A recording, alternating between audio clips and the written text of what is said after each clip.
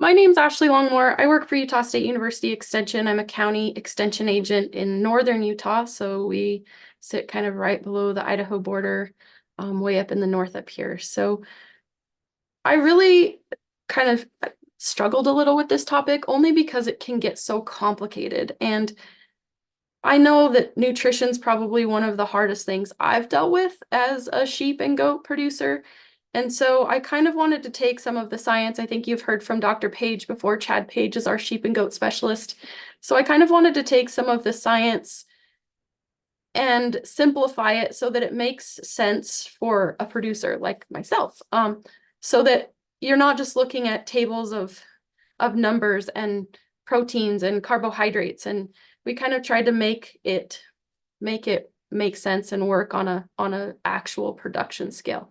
So as we go through this, there is going to be some technical stuff and some charts and some feed values and things like that. But I really want it to be open. So if you guys have questions about anything that we're talking about while we're talking about it, please feel free to just unmute yourself and ask questions. And I'm happy to answer questions as we kind of go through things. I think it kind of helps explain things. If you guys have questions, if one of you has questions, there's probably somebody else that has questions.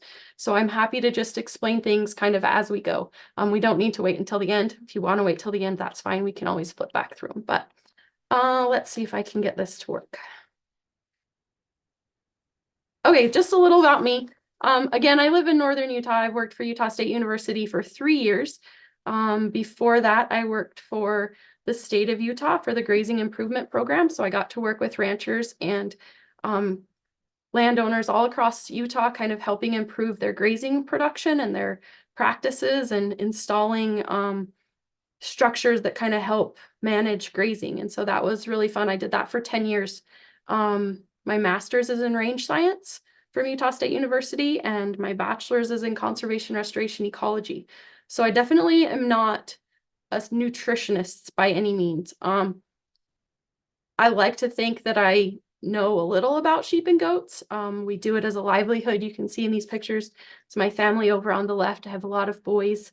But it's kind of our hobby. It's our passion. So we show sheep and goats. We kind of are on the show side of things, but we have breeding ewes and we raise lambs, and we do it every weekend all year. So we travel around the country showing these sheep and goats. And like I said before, probably the biggest hurdle for us has been nutrition. It's a huge factor in raising show animals. It's a huge factor in raising breeding animals, and just healthy animals, because as many of you know, sheep and goats look for reasons to die. And I think nutrition and gut health is one of the biggest things we can kind of focus on and manage to try to keep them healthy and growing and producing for us. So just an introduction to kind of pregnancy in sheep and goats. They're pretty close as far as duration goes. So we're about 150 days, plus or minus. I always say plus or minus 5 days, for both the sheep and goats. And I just stuck this little gestation table up there because I use this all the time. So regardless of how you breed, whether you breed naturally, whether your bucks have markers on them so you can kind of keep track of when your ewes or your does are marked, or you do some of the more technological ways of breeding with AI or embryo transfer. I mean, there's all of the options are out there for breeding these days. But I refer to this gestation table all of the time, because even if we've put a buck in and we know about when our ewe was marked, we can use this gestation table to kind of see when our mark date was versus our due date. And then I always say, again, plus or minus 5 days. So that's just a little tool that I use a lot when we're lambing and kidding and kind of looking forward to babies on the ground.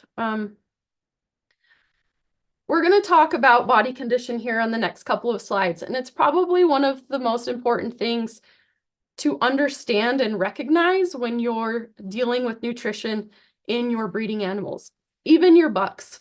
But mostly we're going to talk tonight about ewes and does. So understanding body condition and how body condition relates to the health of your animals and your feed plan or your nutrition plan moving forward.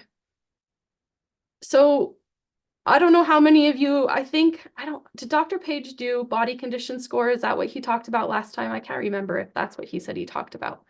But it can get pretty complicated if you dive real deep into it. But really the biggest takeaway is put your hands on your animals and feel them, because under that wool, you can feel a lot.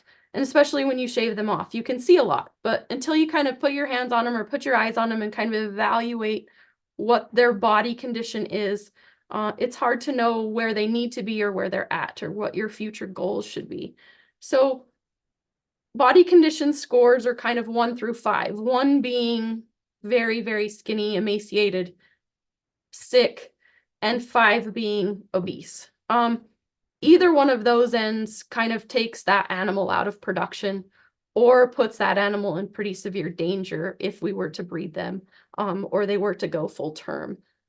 So the goal, I guess, is 3. 3 is like the ideal body condition. And some of the ways that you can manage body condition, and sorry, I'm kind of looking away my screen. I have 2 screens, so my camera's on one and my presentation's on the other. So some of the ways that you can kind of manage or decide what your animal is by looking at them. So you can see on the right-hand side of the screen, there's some pictures of the animals in the different body conditions. So one is emaciated. You can see their hips, you can see their spine, you can see their shoulder blades. Sorry, I'm getting over a cold. 2 is thin, so you can still see those things, but there's a little bit more cover. You can see the sheep and the top is pretty bad looking, pretty thin, pretty wore out. All of its bones are poking out and you can see and obviously feel them. Where 2, you can't see the spine, you can't see the hips quite as well, but you could probably feel them if you were to put your hands on them and kind of feel for that structure. 3 is a pretty good, like I said, you're kind of your ideal body condition. So there's a little bit of fat cover over the ribs where you can't see them, but you can feel them.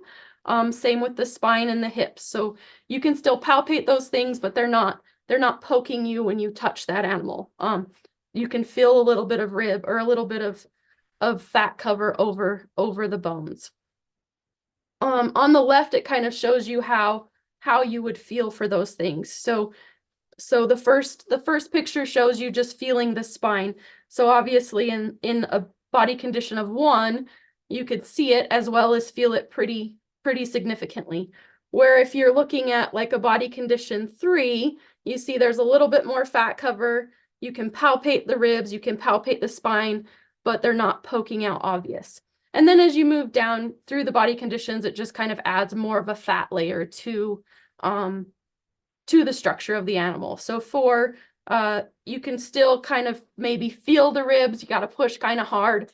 Same with the spine and the hips. And then 5, you're mostly just feeling fat. It's pretty hard to palpate or to see any of the bone structure of the animal. And so we're going to talk a little about where our animals should be depending on the state of pregnancy or gestation. Depending on where your animals are kind of helps people decide how they're going to feed them, if they need to back off on feed, if they need to feed them more.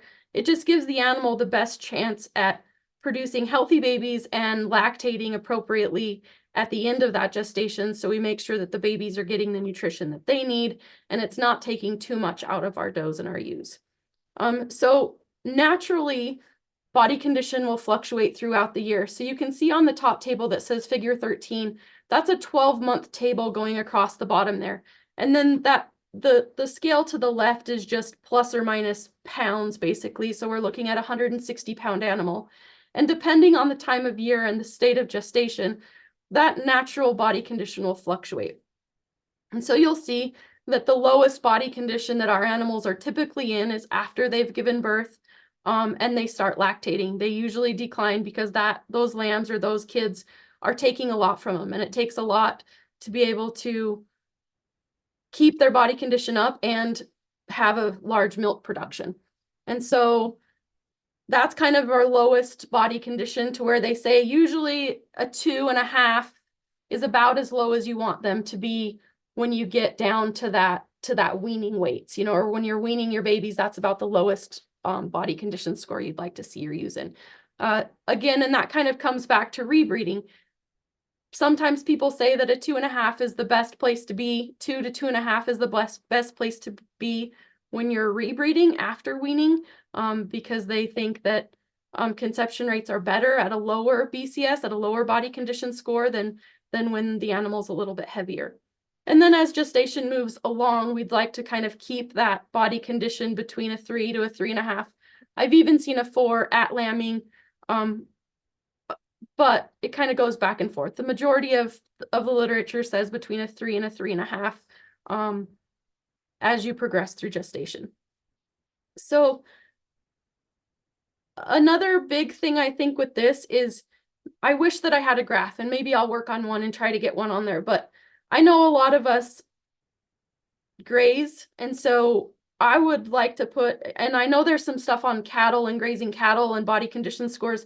I'm not sure there's a whole lot on grazing nutrition and body condition scores, but kind of trying to time our lambing and kidding with nutritional values in rangelands or grasslands. And in the most part, I think large productions, that's kind of what we're looking at. We're looking at when is our animal going to be needing the most nutrients, the highest quality of feed, and maybe struggling the most in body condition. And again, that's at birth to weaning. So ideally, in an ideal production situation, you would want your animals having their babies the first of spring and being able to eat high quality range grasses and range plants from the time they lamb until they're done weaning and kind of rebreeding.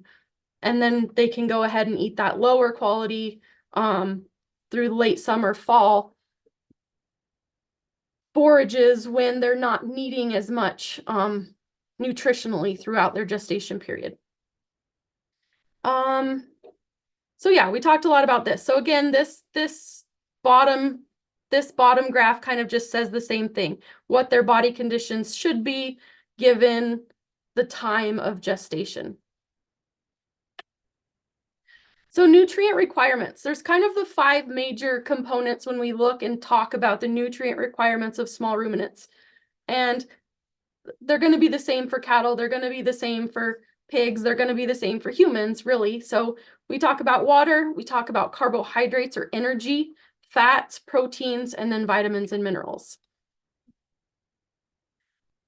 And we talked a little about body condition and how body condition will change throughout gestation. And I think that follows along with the nutrition requirements. So when we start in early gestation, so after breeding, nutrition requirements are pretty low. So we're not doing a whole lot, you know, that ewe and that doe isn't doing a whole lot, but maintaining. So it actually doesn't increase their nutritional requirements in the first trimester, don't actually increase much more. I think 1.5% was the figures that I can find over just regular maintenance of an open animal. And so these are kind of some of the things that happen in those that early gestation period. So placenta development occurs in the first 30 to 90 days. Just because their nutrition requirements are lower in the early parts of gestation doesn't necessarily mean we want to be underfeeding them or overfeeding them. Again, that body condition score is kind of ideal. So if we go back to this, we can see that in early gestation, so we're dry and we're breeding in early gestation, we're between a 2.5, so dry, we're coming right out of lactation. In breeding, we're about a 3 to a 3.5 in early gestation. And so we still have to feed those animals to maintain that body condition, to maintain their baseline nutrition requirements. Underfeeding or overfeeding can have a detrimental effect on the development of the uterus and the development of the fetus in those very early stages.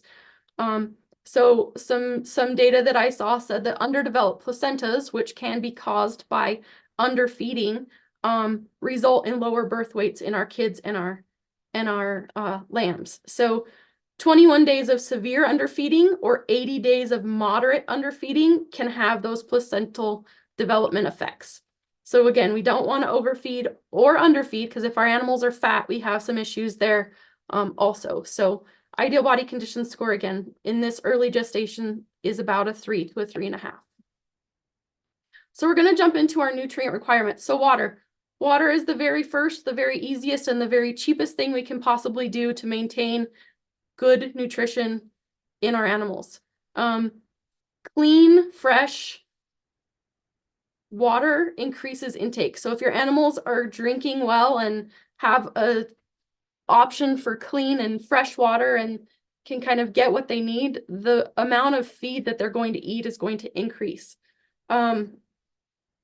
The amount of water that animals need completely depends on the size of the animal, the environment of the animal, the time of year, drought conditions, their gestational periods. There's lots of different things that kind of influence the amount of water that an animal will drink. And you can see over on the bottom left that there's, or the bottom right, sorry, that there's some figures there just kind of showing based on a ewe weight what we would expect those animals to drink in gallons per day. And sheep are a lot lower. Sheep and goats are a lot lower than our larger animals like cattle. And so, you know, maintenance is a little under a gallon, and when they're bred, it's about a gallon to a gallon and a half, maybe 2 gallons if we have those bigger framed sheep.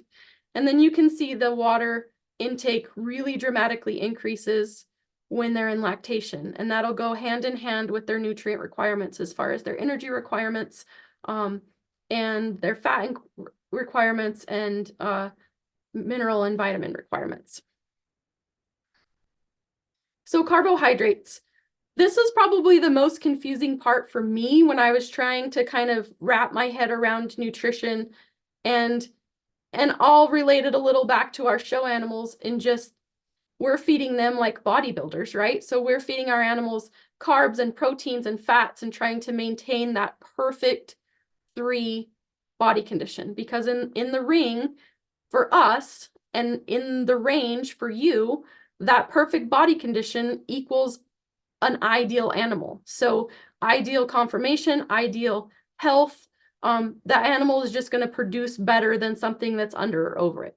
So carbohydrates was kind of one of those things that it's hard for me to wrap my mind around and make it simple for me to understand and for me to teach my son why it's important.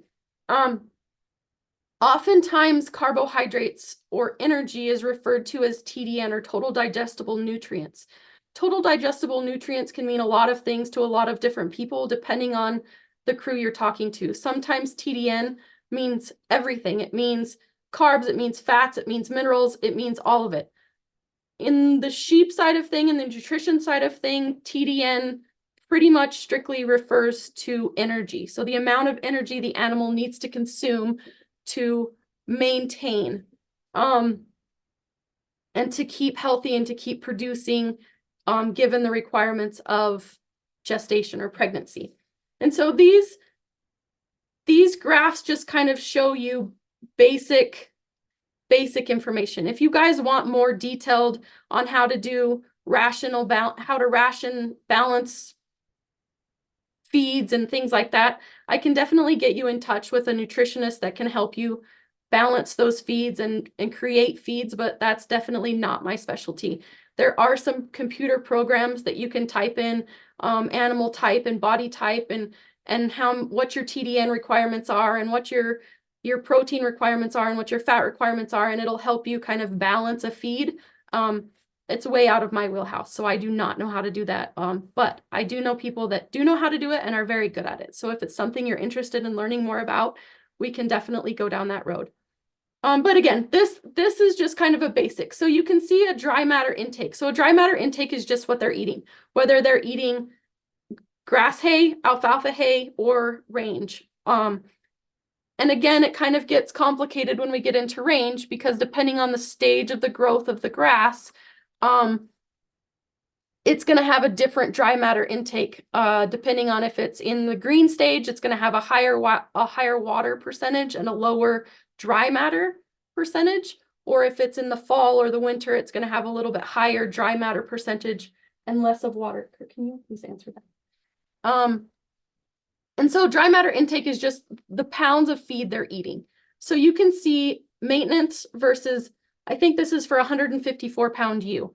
So maintenance versus late gestation, early lactation, late gestation with a single lamb, and then late gestation with twins and early lactation with twins.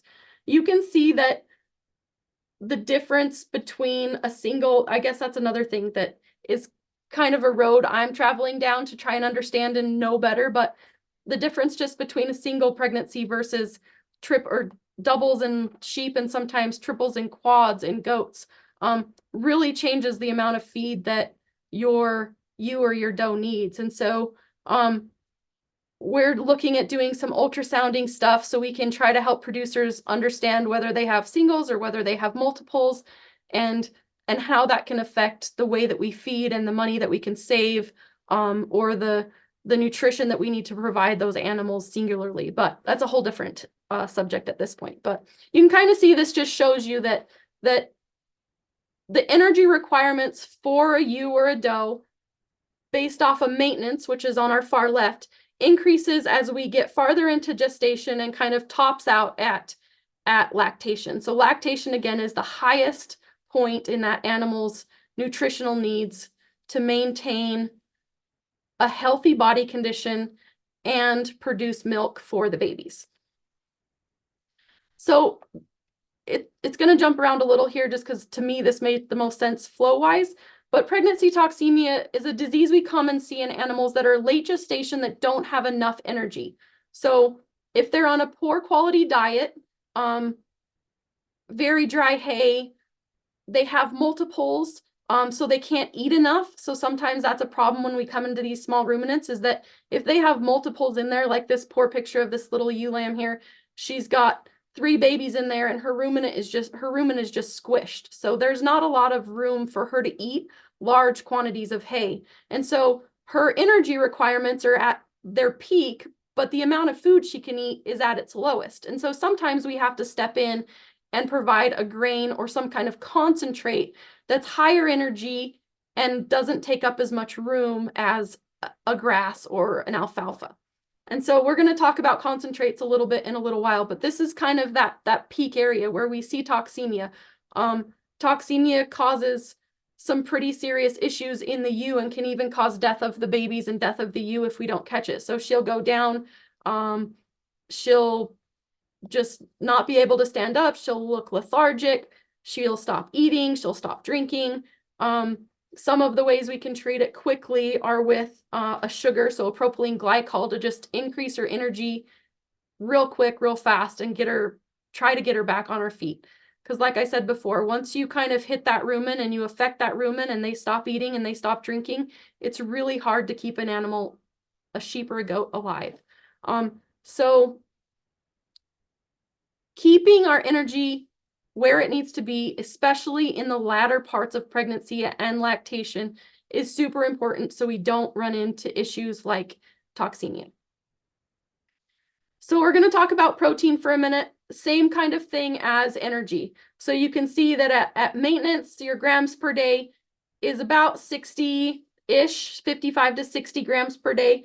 And as you increase through the gestational cycle, your highest point is going to be during that lactation. It's interesting to me on this one, the difference between a single and a double as far as protein requirements. There was a little bit of a difference in the energy requirements, but you can really see it in the protein requirements. And that's because she's producing that milk, right, which is high protein, and that's kind of what's feeding those babies. And so the protein requirements for 1 versus 2 is going to increase, but it's kind of the same across the board, right? And then vitamins and minerals, just some basic vitamins and minerals. Sheep and goats aren't great at making their own vitamins and minerals, and so they really rely on either the ground, the dirt that they're eating when they eat grasses, or us providing them a supplemental vitamin mineral tub or loose mineral. So selenium is a big issue in the West, right? We find selenium deficiencies in a lot of our soils, and the majority of sheep and goats get their selenium from soil. And so in Utah, we have selenium deficiencies in our soils. And so I actually experienced this as we bred a sheep when there was snow on the ground, and she lambed when there was snow on the ground and she never saw dirt. And so I don't know why we failed to provide mineral, but we had 3 lambs born with severe selenium deficiencies. They couldn't walk, their legs were crooked, and came down to the fact that we didn't get them the selenium that you needed during her pregnancy. Ashley, Calcium, yeah. you have a question in the chat box. Have I experienced vaginal prolapse with yearling ewes due to too much roughage? So not due to too much roughage per se, but too much energy. So too much carbohydrates. I've had it, and especially in show lambs because we dock their tails so short. But I've definitely experienced it when the carbohydrate side of things, the energy side of things gets too high. So what we do if we have a ewe that's prolapsing is we actually pull them off of that grain and try to get them on a stemmier, more rough kind of feed. But I guess it could go the other way too, is if it's too rough and they don't have enough energy and they don't have enough carbohydrates, potentially it could cause prolapse too if they're straining to defecate. So again, it's finding that balance of a good nutritional kind of program, I guess, because in the show lamb side of things, we tend to feed a lot of energy and a lot of grain and a lot of carbs, so they're not getting as much roughage, so they tend to prolapse a little more. But I definitely could see it maybe going the other way if we're not feeding enough. Oh, they were show ewes, so were they on a pretty high grain diet? No. Yeah, and I think that it gets tough when we talk about prolapses because I think that's a genetic thing also. I think we get into some muscle issues when we dock those tails as short as we do, which is one of the reasons that the show industry or the production side of things doesn't like it. We had a ewe that prolapsed and we took her off grain and put her on a good grass hay, and she never did it again and had babies and never had problems with it. But I've definitely seen it where it's been genetic and it's just kind of one of those things. Prolapsing is such a hard topic, so sorry, I don't have a great answer for that one. But we'll go back to the calcium, the zinc, the vitamins A, the vitamin D, vitamin E. Calcium deficiencies can lead to milk fever. So when your ewe is producing lots of milk, her calcium requirements are much higher than during maintenance again. So again, it's back to all of the same kind of thing. Like if we were to make a graph that showed the mineral and vitamin requirements, they'd look a lot like the carbohydrate, energy, protein requirements. Zinc deficiencies can lead to negative effects in reproduction, gene expression, immune function, and wool growth. And then vitamins A, D, and E. Animals, small ruminants just don't make those, so supplementing them in some kind of vitamin or mineral tub is super important. I cannot see a clock, so you might have to just, Mikkel, tell me if I'm going way too long. Oh, sorry, hold on. So this is I just literally Googled sheep and goat supplements. So there's lots of different brands, and these are not the best by any means. It was just a quick 2-second Google just to see what popped up and if the correct things popped up. And so there are lots of different brands of mineral, and they come in lots of different varieties, whether it's a lick like these tubs or whether it's a free kind of choice mineral. So I personally like a free choice mineral. So you just put it in some kind of feeder that keeps the rain and the snow out of it, and they can just eat it like it's almost like a table salt. It looks like a free kind of salt type of mineral. So providing them some kind of mineral is super important during pregnancy. Yes, it can get a little expensive, but at the back end of things, we're talking about making animals and babies that are healthy and strong that then in the end provide you some kind of income. So minerals, even salt is super important for these animals. Late gestation, we've talked a lot about late gestation already and kind of that early lactation phase and how their requirements are at the peak at those points. So some of their requirements are 50% more than during maintenance. and up to 75% more energy required if they're producing multiples. The quality of feed, we talked a little about this in a second ago with that little ewe that had the 3 babies in there and her rumen was being squished, is that they just can't eat as much. And so if they're out on the range in December and the quality of that feed is low, they're not getting the energy requirements they need because they can't eat as much as they can when their uterus is empty. And so providing them some kind of grain or some kind of carbohydrate or energy is super important, so they can just get that energy requirement, that protein requirement that they otherwise couldn't get by just eating grass. Maintaining BCS, we've already talked about this. So trying to keep her as close to that 3 and 3.5 as we can prior to lambing or kidding, and then understanding that once she's lambed or kid, her body condition is going to go down, but trying to keep it from going down below like a 2.5. So where you can see some of the skeletal structure, but it's not poking out and looks like she's emaciated. Again, then just the nutrient requirement and the vitamin and mineral requirement, super important. I think that's kind of at the forefront of my mind just because of what we went through a couple of years ago with our little ewe that was selenium deficient. And it was kind of eye-opening to me because I don't have a whole lot of animals, but with 3 out of 5 were selenium deficient, then that's kind of eye-opening to me in my small production side of things. So you can do soil testing. A lot of the universities can provide a soil test to tell you what your selenium, calcium levels are if you're free range grazing, like if you're grazing out on rangelands. And so you can kind of know if your soils are deficient and if you need to provide your animals with a mineral supplement. But I think for the most part, just providing some kind of loose mineral is super important. The one thing about minerals that I do have to say is goats can have sheep minerals, but sheep cannot have goat minerals. So goats have a copper resistancy. So goats can handle copper. Sheep can absolutely not handle very much copper. They can handle a tiny little amount of copper. But if you were to give a sheep a goat mineral that had high amounts of copper in it, you'll kill your sheep. And so I always tell people that the safest thing to do is to buy a sheep mineral if you have sheep and goats. Because if your sheep get into it, they're fine, and the goats are fine too. Goats do sometimes need an extra copper supplement. So if you have to feed them separately or if you have them combined, the safest thing to do is just to feed a sheep mineral. I don't see a lot of issues with copper deficiencies. I'm sure that it can happen. You just don't hear about it a whole lot.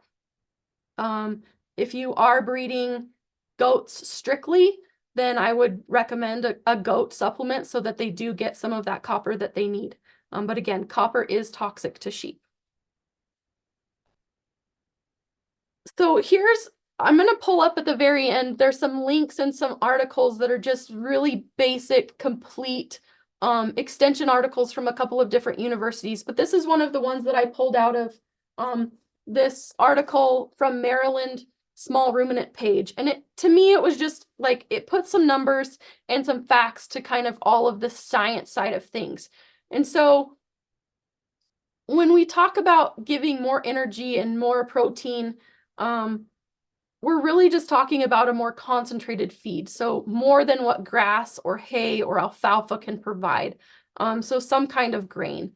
And again, I'm not a nutritionist, so rationing that and balancing those grains is not my forte.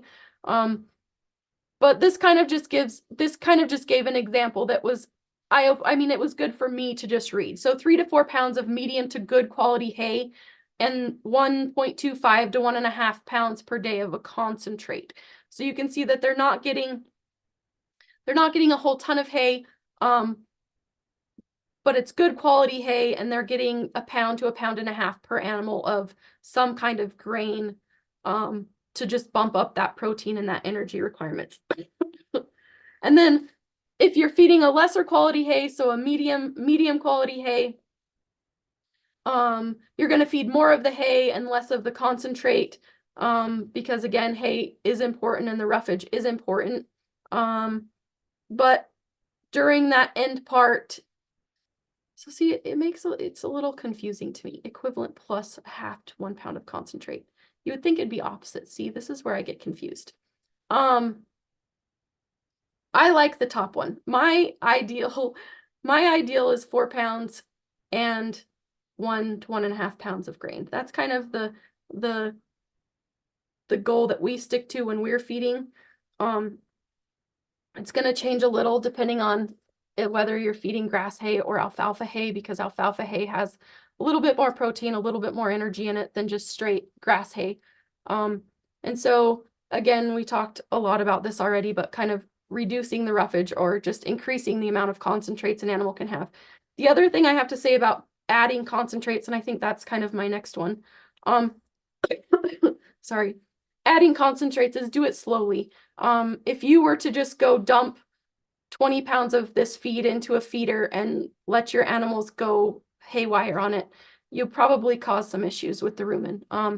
They can bloat, they can colic, they can founder. I mean, it's just a high energy feed. And so we have to do it slowly. So I always start with like 1/4 pound an animal and try to work up for a day or so, go to 1/2 pound of an animal for a couple of days, go to 3/4. And I try to do it over like a week to a week and a half to try to get to that ideal level or ideal pound and a half of concentrates per animal. I had to show you that we took out of the breeding pen because my son was going to take her and show her at the fair, and we stuck her in with our bred ewes, and I didn't even think about it, and she hadn't been on grain, and she got toxidosis. And so she went off feed for 10 days. We were drenching her. I mean, it took everything we had to save her because I didn't even think about the fact that she hadn't been on grain for a couple of months. I mean, she came out of the show barn, she went on grass hay. We said, oh, let's take her to the fair. So we threw her in with the bred ewes, and she got into their grain, and it made her really sick. So another lesson for me to learn the hard way is that when you do start adding this concentrated feed, do it slowly so that we don't cause any toxic side effects. Again, this was just a quick Google. So just some kind of concentrated grain. So most of these are like a corn oat mixed grain. Some of them are even pellets. I know the goat side of things likes a pelleted feed better. They don't pick through it quite as well. And so again, most of your feed stores have some kind of rationed concentrate for sheep and goats. We mixed a 3-way is what we feed our bred ewes. So it's a corn, oat, barley with a little bit of molasses in it, and it's very basic. I mean, it doesn't have a fancy name, and it doesn't have a fancy brand, and it's just mixed by our feed store, but it's a high concentrate, it's a high protein, a higher energy, and it's just a supplement to their regular grass hay. Let's see. I think we're about to the end here. So this I can pull up, I might have to stop sharing, but these are the 2 articles, and I can email Mikkel the links to these 2 articles. And let's see if I can pull this up really fast. Oh.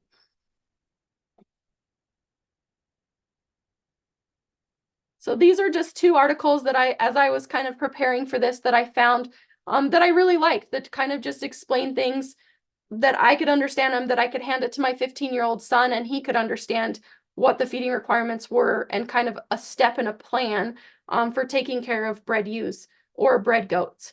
And so again, it kind of talks about a lot of the same things that we've talked about tonight. It talks about water, it talks about minerals, it talks about, this is where I got the table for the dry matter intake.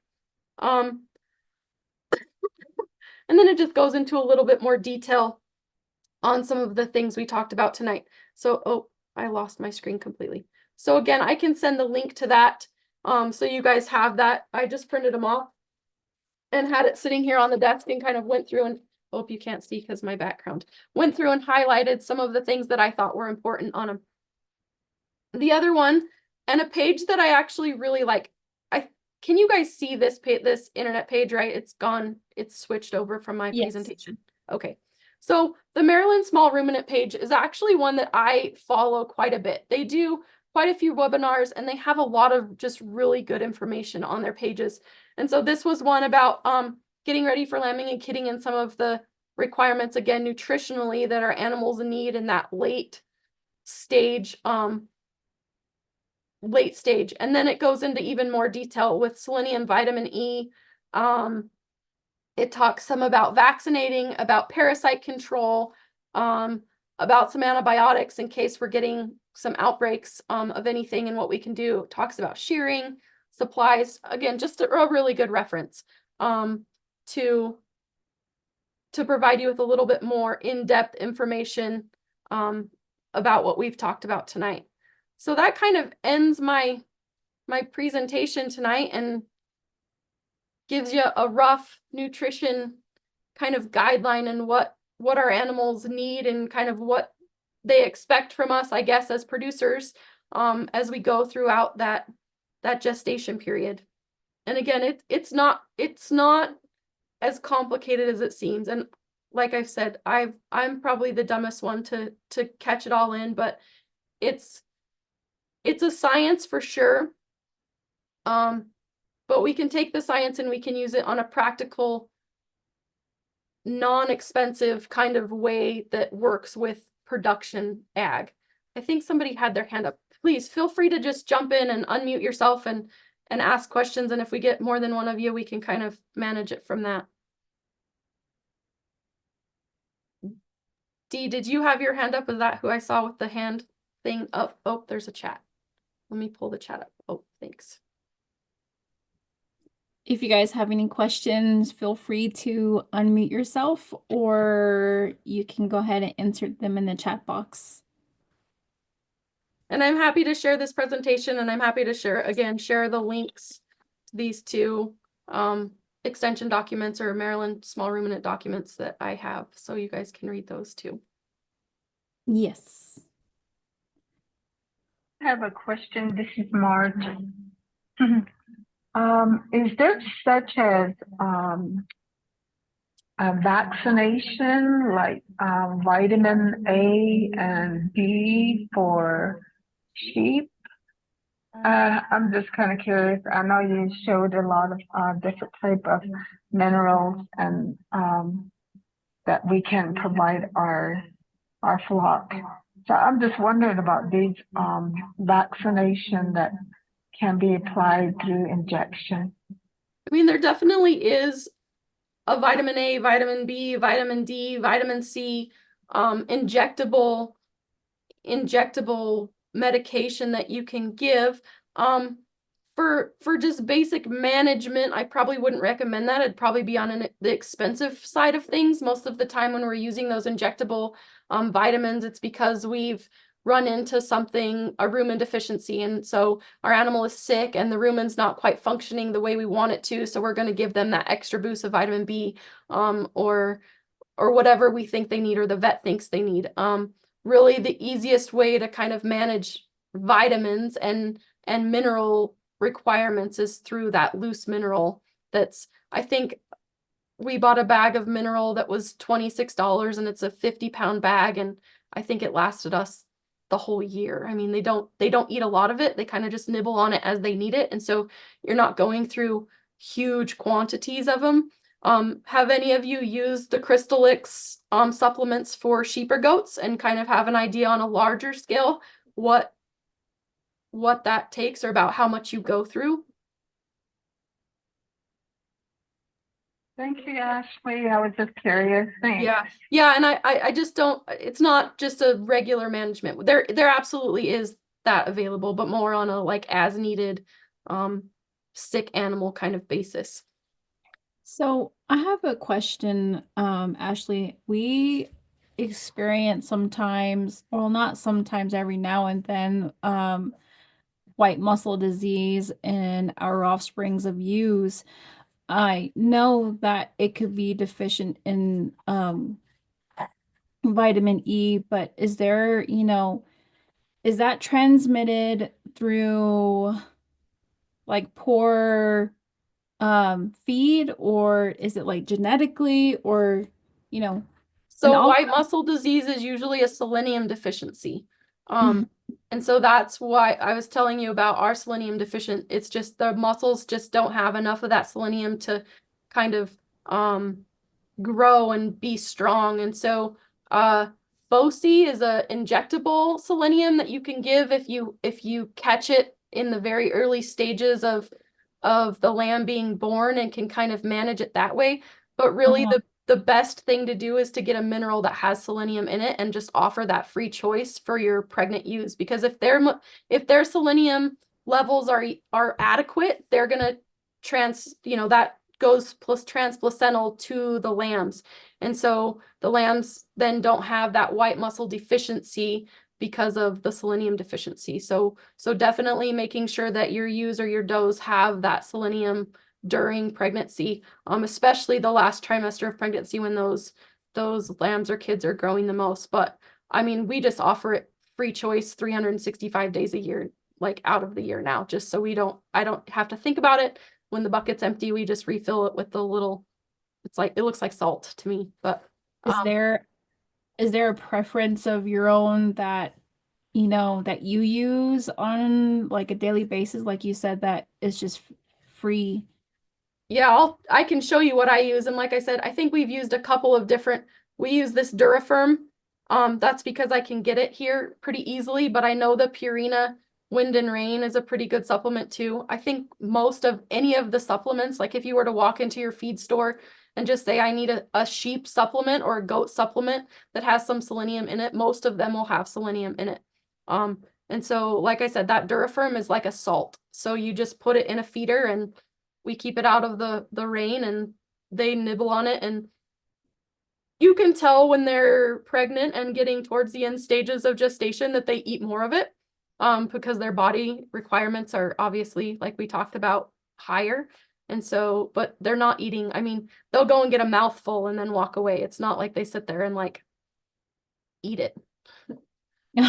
Okay. All right. Awesome. Thanks, Ashley. Yeah, most of the time they'll just walk up and put their nose in it, and then that's enough for Mhm. them that they've gotten their fill of it. So Okay. when you first put it in, they think it's fun and they'll eat quite a bit of it. But I mean, they won't sit there and gorge themselves on it. It's really salty, and so I Yeah. think that kind of limits the amount that they'll eat. I know that some of the tubs have molasses in them, so it kind of encourages them to sit there and lick at it because they have to lick more to get more of the mineral than they would just a free choice kind of loose mineral, like the salty kind of mineral stuff. Mhm. And so those tubs have mineral or have molasses in them just to encourage them to kind of keep licking them. Of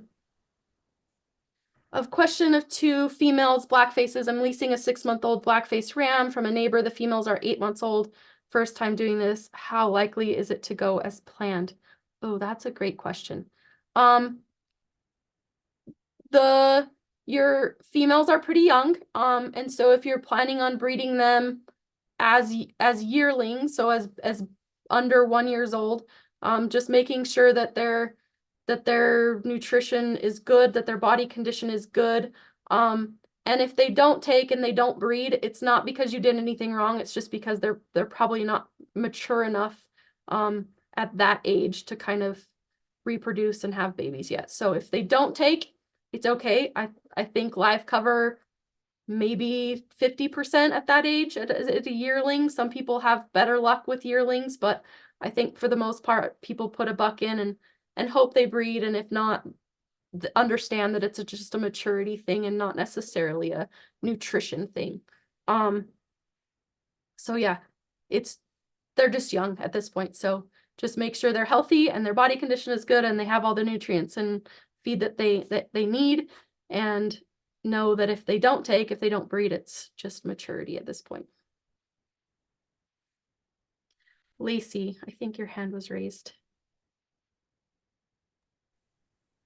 Hi, Lacey. Feel free to unmute yourself. Good evening. Can you guys hear me? Yeah. Yes. So I had a quick question going back to the thiamine deficiency. And this is just, normally we do hit our lambs with Bosie, and that's just kind of a normal routine for us just to prevent anything. But out of curiosity, have you ever hit ewes with Bosie, in that late trimester for passive immunity? Have you ever attempted anything like that? I have not personally. I don't even know how much you'd have to give them at that point to if you were really concerned about it. Again, like the easiest and cheapest way that we do it is just with the supplement, just because it's always there. And if you have a supplement that has the selenium in it, they're going to eat it and kind of self-treat themselves, self-regulate. I'm sure I can't even say I'm sure that you could do it, but I have never done it personally and don't know much about vaccinating with BOC on bred ewes.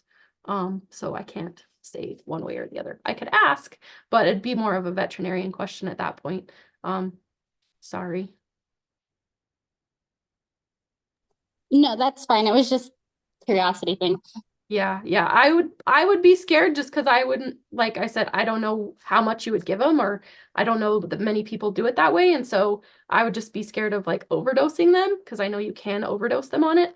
And so my safe bet is just a mineral that they can dose themselves. And it's a safe dosage at that point. Zane. Yeah, I have a two-parter. So I'm sorry if you already answered this, but I've been doing chores while I've been listening too. But is there any supplements that you recommend for lactation if you have a ewe that maybe has a small bag or anything like that? And then also we raise some Southdowns as well, and some of those are fairly small, and I worry about birthing size sometimes. Is maybe a week out or so and so to kind of decrease that placenta size and lowering their feed intake? Is that something that would be recommended? I know in pigs we do that, but yeah, I was just wondering about birthing size, like leading up that last little bit, last 2 weeks, and then if there's any supplementation for increasing lactation. I'm not sure of a supplement for lactation, but I can definitely ask about that and then let you know. Really just I mean, as far as like we go, is just a good nutrition plan and making sure they're healthy, and usually making sure once they have the babies, like we increase grain even higher once they have the babies for the same reason you're talking about in lamb size. And I didn't talk about that. But once that ewe has had the baby, we'll even up her grain even more, maybe up to 2 pounds to 2.5 pounds, depending on her milk production and how many lambs or kids she has. And that just kind of helps keep that nutrient level up there and high enough that they can produce all of the milk that they need. But I can ask about a supplement. I'm not aware of one, but I'm sure that there's something out there, or some. I know that sometimes there's a shot you can give them to help expedite milk production, but I don't even know the name of that, so I can ask. Lamb size, yes, that is a concern that we have, especially when you're breeding yearling animals or virgin ewes or virgin does, and a lot of times you're having singles. And so I would recommend, at least what I've been told, and this is not by a professor, not by a scientist or a nutritionist, this is by a commercial production rancher, was just that you don't want to keep those ewes too fat throughout their pregnancy. So you don't want to start graining them and increasing those carbs and the grain too early, because the lambs will tend to grow too big. But that last trimester is kind of really when your nutrient requirements increase and the lamb will start to grow. And so if you kind of keep her right at that 3, that body condition, a good body condition, even a little lower, 2.5 to 3, up until that last trimester, and then you kind of start to increase the grains and increase the carbohydrates and the energy and the protein. As that lamb grows, I've been told that's better, because we have had singles that were just huge, and the times that we did it, we were graining her through her whole it was when we first started, and I didn't, again, nutrition is a hard thing for me to wrap my mind around, and so we were graining our ewes through their whole pregnancy, and we had big babies, and we had to have C-sections, and we had some problems. But ever since we've kind of changed it to where that last trimester, we start graining, and by the end we're getting up there to that 1.5 to 2 pounds of grain per day. We haven't had issues with big singles. That's not to say that you're not going to have big singles, especially in some of your smaller structure ewes and those virgin does and virgin ewes that are gonna have singles, and if you feed them real good and they're real fat and real healthy, they have big singles. So yeah, that's what I was told from a producer, was just kind of maintain them at that 2.5–3% body condition score up until the last trimester, and then slowly start to add the protein and the energy so that you don't have just a huge baby. Again, it's hard because unless you ultrasound and you know how many they have, it's hard to adjust that. And so that's kind of one thing that I'm interested in looking at, is trying to get producers to ultrasound, or teaching them how to do the ultrasounds so that you can change your feed based off of multiples or singles. And if you have multiples, you want to be giving them more. If you have singles, you kind of want to pull it back so you don't have those gigantic singles and then have issues with birthing. So it's a good question, Zane. It's a hard balance, I think, and changes with breeds, right? Like with those little Southdowns, it's tough. I don't know if you have the big babies, like the big, huge, big shouldered, big hipped, like the black faces. But yeah, that's a tough one. That kind of leads into another question. We sometimes have herds of mixed breeds. So we'll have Dorset, Southdowns, and black faces, and our Dorsets obviously get fat off of nothing. Right. Is it recommended just to separate those sheep based on body condition score and feed them separately? Or, when there's 15 sheep, sometimes it's just easier to turn them out to pasture and grain them. But that's a problem we've ran into, is that, the Dorsets get fat and the black faces need more. So I don't know if there's any recommendation. Yeah, kind of probably just the same kind of thought that you've had, is that some way that you can kind of separate them, at least to grain them once or twice a day and pull in those ones that need a little extra. But I don't know how you separate efficiently or easily sheep unless you just pin them separately. But maybe especially in that last trimester, like if you have some that are just struggling, just separate them so that they're getting the nutritional requirements they need. That would be, yeah, Dorsets get fat on air. So we struggle with Dorsets also. So, but yeah, separating them, especially during the last trimester, at least, so that you can make sure that the ones that are lower body condition are getting the nutrients they need. Separating them all day is probably the easiest, but if you can pull them in and separate them a couple times a day or once a day just to grain them, then you can do that. But again, that's tough too. So yeah, good luck.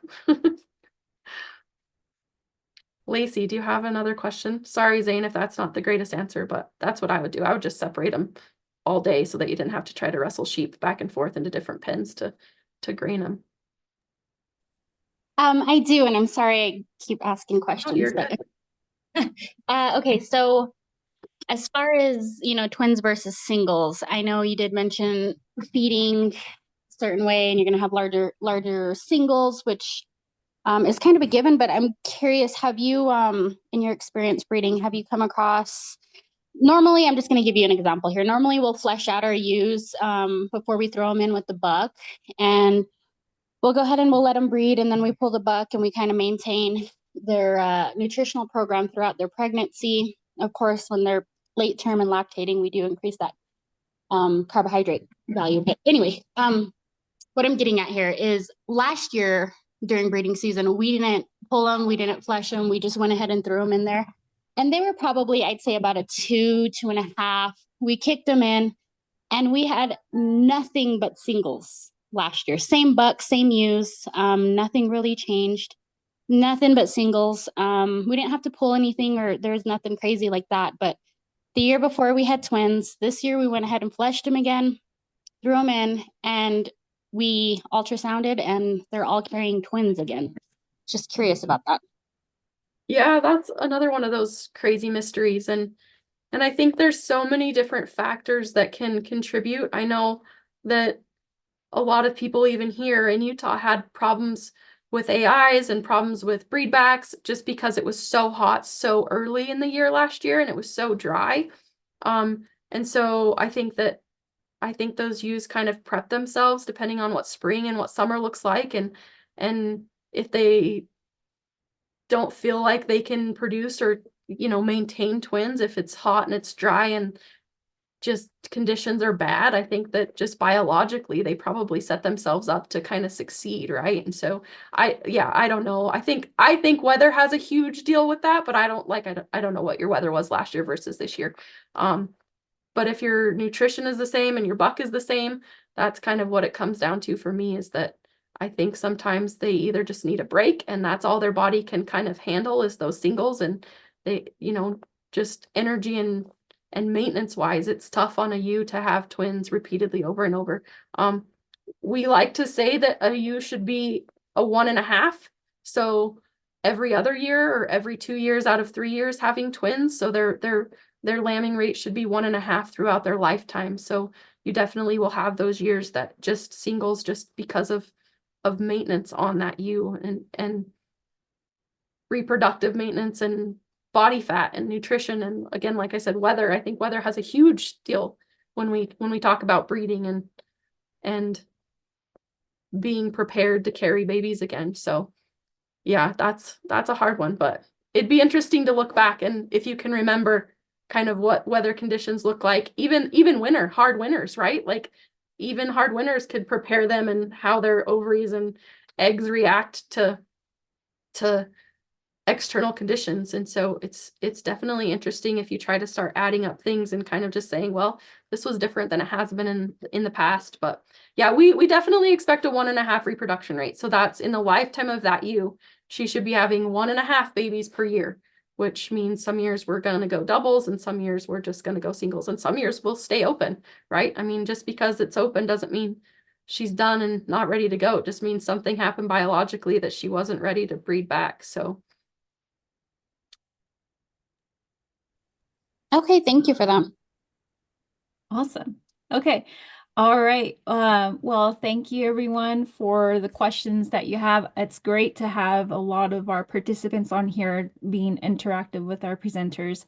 So this is another great night of a presentation where we got a lot of participation and a lot of folks that are talking and answering questions and taking questions. So I really appreciate it. That makes my heart happy.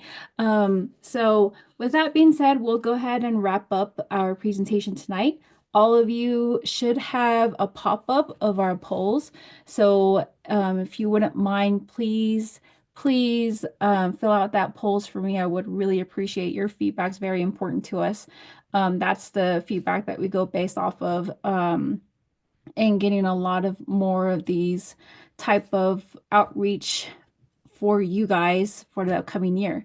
So thank you, Ashley, for taking the time out of your busy schedule for providing this presentation for us. Oh, I greatly appreciate it. And we will reach back in soon to get your copy of the slides and your publications that you want to throw in, so we can go ahead and share that with our presenters, or not presenters, participants today.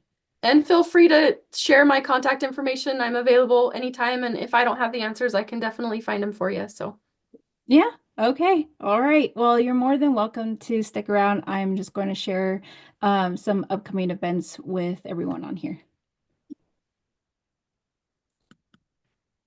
Let's see. Okay.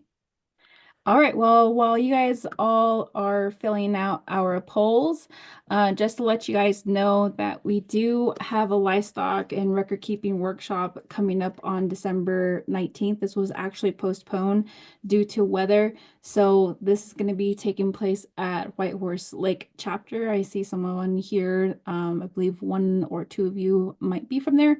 So if you have rancher neighbors or producers that are, your neighbors, invite them to this record keeping workshop. So we do have some binders and some calendars to giveaway. So definitely let them know that this is happening on December 19th from 10 a.m. to 2 p.m.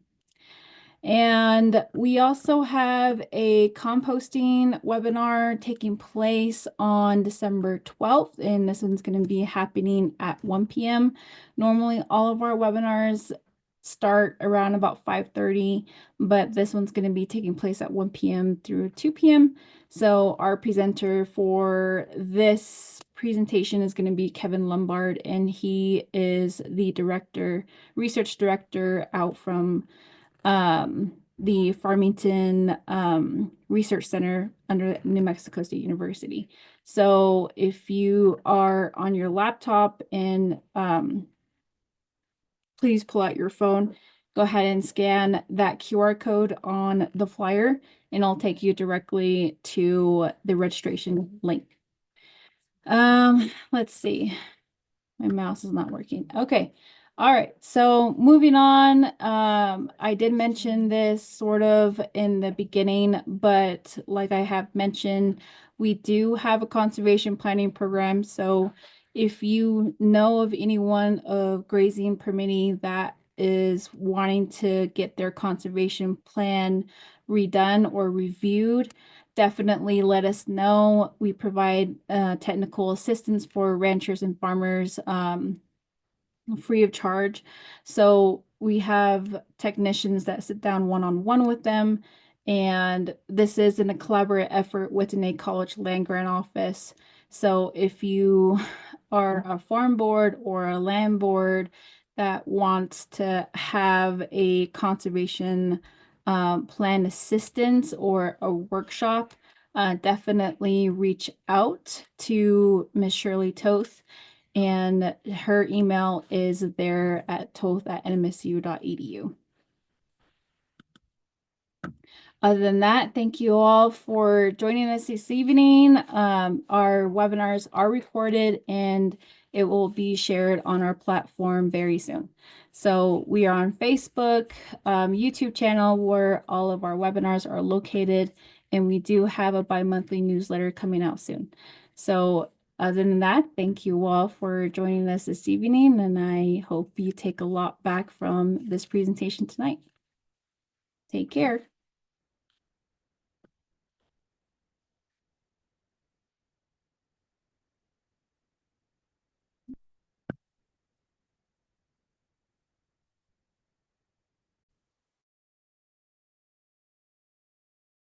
The Navajo Sustainable Agriculture Project, and we're pretty much funded by the USDA Outreach and Assistance for Native Farmers and Ranchers and Veteran Farmers and Ranchers program. So we provide a lot of educational outreach that we partner a lot with 3 of our main project leaders, and that is the Nay College Land Grant Office, Extension and Outreach, and as well as COPE. If you guys are not familiar with them, they're basically community outreach and patient empowerment. They provide a lot of horticulture-based outreach, and also our folks that we cannot forget to thank for a lot of their assistance is our CES specialist coming from our main campus in Las Cruces. So that will be our beef specialist, our sheep specialist, our extension veterinarians and so forth, our horticulture, our garden specialist, and so much more. So they're pretty much a good helping hand whenever we provide a lot of larger workshop outreach here on the reservation. So our main goals that I just talked about, and I'll go ahead and dive more in depth in, is we deliver in-person workshops, as I said from the beginning, and webinars that are tailored to producers' needs based on feedback we gather from each sessions. Some of our recent workshops have included livestock record keeping. We're also gearing up to provide another year of livestock first aid training for our producers residing in Eastern Agency and Northern Navajo Agency. And if some of you have attended some of our food preservation, and that would have been canning this past few months, and among others that we have provided. So we're pretty fortunate, to partner with Dene College, land grant, and our NMSU CES specialists to make all of these workshops happen. So we play a crucial role in helping us. They play a crucial role in helping us deliver these agricultural resources for our producers. Another essential goal of ours is to help producers increase their knowledge in USDA programs, which you see in the second bullet point here. Many of you are pretty much familiar with NRCS and FSA programs such as forage drought loss assistance and crop disaster assistance. So through our virtual resource fairs, we give USDA local field offices a platform to share program details. So ranchers and farmers locally can learn how to access support that aligns with their needs, from applying for EQIP through NRCS and FSA, applying for drought loss assistance. So definitely we are gearing towards providing something like this in person rather just having it virtual. So I feel like it will make a lot more educational to have producers actually be in person to learn more about these programs and they have questions, rather than being online. Then we also, another essential goal of ours is what we were pretty much proud of is that we offer a conservation planning program. This is in collaboration with Dene College Land Grant. Our project resource specialist, Mrs. Shirley Toth, and several of our resource technicians. They work closely with ranchers and farmers throughout the Eastern and Northern Navajo agencies, and I can go more in depth in this, in helping them develop basic conservation plans. So I will go and introduce to you guys more of this towards the end of our tonight's presentation. And lastly, we focus on increasing, our local fresh food production in areas that we serve. And that would be McKinley, San Juan, and Cibola County. With our gardening projects, we collaborate with our experts from COPE, and NMSU CES. So you may have recognized some of their names during our virtual content, like Miss Palmer from COPE, who led one of our sessions not too long ago, our in-person session, that would be the food preservations workshops in gardening planning. And Dr. Walker from NMSU provide a lot of content in gardening areas. And overall, we are happy to share more in-person workshops tailored to gardening and crops. Simply share with us, your feedback after this webinar. And hopefully by next year, we shall see a good lineup of a lot of these resources.